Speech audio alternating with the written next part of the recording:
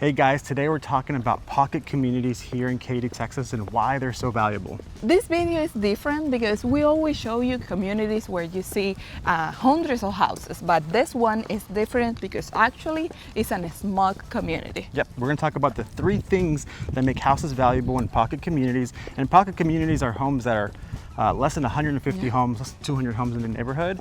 And what are the 3 things? The 3 things: the house, the neighborhood where the house is located, and what is around that neighborhood. That's right, let's go check it out. Let's go.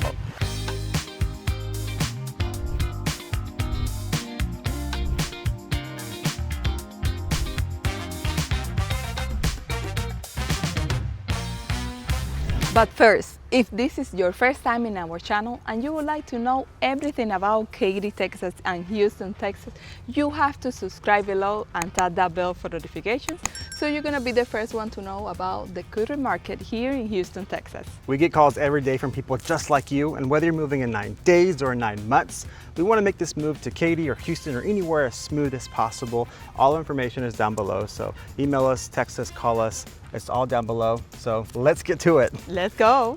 Well, we talked about the 3 things that make up a pocket neighborhood and make it really valuable. Like it's the house itself, the community, the neighborhood, and what's around it. But let's start with the neighborhood itself. So let's talk about what this neighborhood offers, what a lot of pocket neighborhoods offer, and why they contribute to the value of the home. This is a very distinctive neighborhood, I would say. And one of the things that I would say make this neighborhood different is that there are not too many houses in the neighborhood, only 76 houses. So that sense that you have in a small community in a big city, you can feel it right away. Yeah, exactly. And 76 houses doesn't sound like a lot, and that's kind of the purpose, right? The lower number of houses in this pocket neighborhood, the more it offers in really weird things. For example, responsibility and maintenance of the house. So there's a lot more accountability with each other, and I don't mean like, you know, in a bad way. In a bad way, but there is a like, you know, your neighbor's not cutting their lawn and etc. Somebody's going to go out there and try to help them out, or at least say something, because they all want to protect their values here. They take more responsibility here. So in these pocket neighborhoods, they take care of themselves because there's fewer people there. And also because there's fewer people, fewer residents in a pocket neighborhood, everybody kind of knows each other and knows what's the cars around here. There's only one entrance in and out of this neighborhood. So if a random car that they're not used to coming in comes to this neighborhood, I hope they're not going to get too crazy about it, but at least they'll know like, hey, that doesn't seem normal. Let's just keep an eye on that. And a lot of the times that offers a lot of security.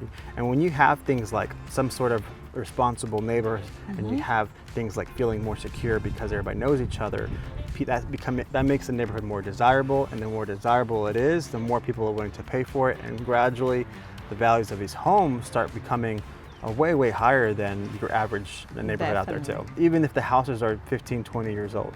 Yeah, even today right now, like a few minutes ago, I would say, we were recording a video and someone said, can I help you? Do you need any help? I know, they weren't used to us. We told them we're realtors and we have a listing here, and they were totally fine. Yeah. But that's a really good example, and he wasn't mean about it, but I see that as a good thing. I'm like, hey, they're trying to look out for each other. Exactly. Now, other things that the pocket neighborhoods offer, for example, we have a park here. And it's so well maintained. Yes. It's so nice.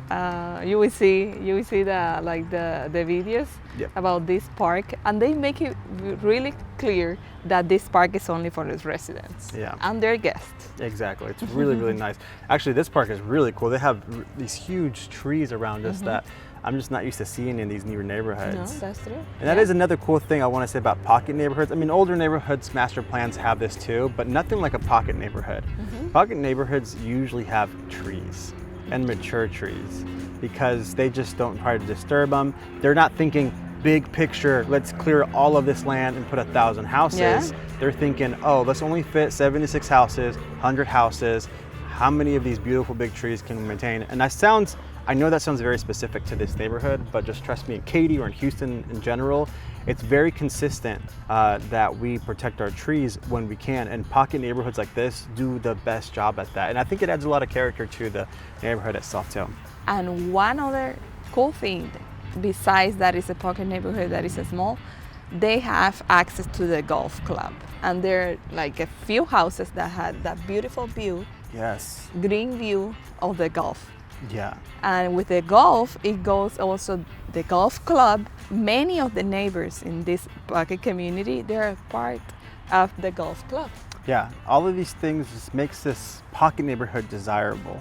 Now, when I say pocket neighborhood, this is something that I think most people will easily overlook when they're looking for homes, because if you search best neighborhood and blah, blah, blah, or if you search new houses and blah, blah, blah, blah. We're gonna talk about the big ones. Big ones. Yeah. Our other videos, they're gonna talk about those types of neighborhoods, and I think they're great and they're so good. But these are, I consider them like hidden gems in Katy. And Definitely. you kind of have to know these things. There's a lot of pocket neighborhoods and some aren't so great, and I will admit to that, but it's very rare that you don't find the good ones. Most of them do such a good job and they offer all kinds of things. Now, they almost always have HOAs, Yeah. right? There are some, for example, in Fulshire, which we're in Katy, but there's some neighborhoods in Fulshire that have no HOA too, but they almost always have HOAs, and you might think that's bad. I don't like HOAs, and that's, I mean, I get it for some people. For some people, they like HOAs because it maintains a little bit of order, but at the same time, you know, when you put your HOA fee every year, at least the money's going towards something that you can visibly see and you can account for. It's really easy for all of our HOA fees to get lost when there's thousands of other people doing it too. Yeah. At least here, since it's smaller, you kind of have the sense that it's going a longer way, or you can actually see where it's going. So it does maintain some level of accountability with the HOA when it is a smaller neighborhood just like this. It does. So now that we talk about the neighborhood, let's talk about the houses. We're gonna see a house that is for sale in this particular neighborhood. Yeah, let's see what makes the house so valuable. Let's go.